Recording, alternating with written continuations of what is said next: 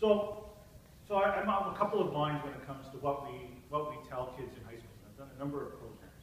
I think part of my frustration with what we've been teaching kids in schools is that we spend a lot of time telling them what they can't do. And so there is a lot of emphasis placed on, here are all the restrictions in the law, here's what you shouldn't be doing.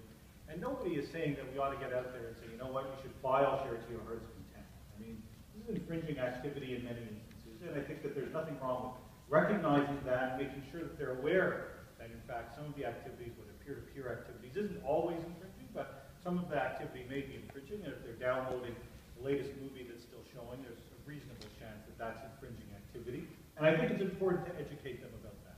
But I think if the conversation stops there, because sometimes it has a tendency to talk about, here's all the things that you can't do, we're doing a great disservice to students in the same way that we're doing a disservice to ourselves if we think copyright law and the law is only about what you can't do rather than what you can.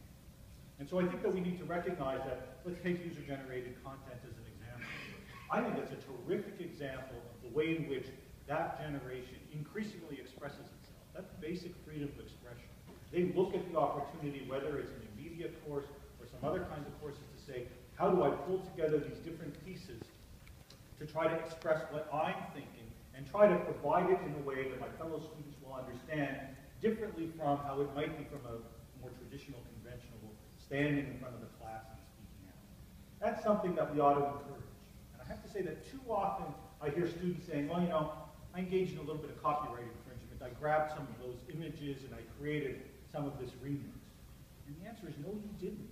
You didn't engage in infringement. The law allows you to do that. In fact, I would say the law encourages you to do that. We have a recognition that you are entitled to do these things, and indeed this is often the way that you now express yourself, and you shouldn't be shy or ashamed about doing it. In fact, you ought to embrace those opportunities. So of course we have to talk about infringing activity that may occur amongst some.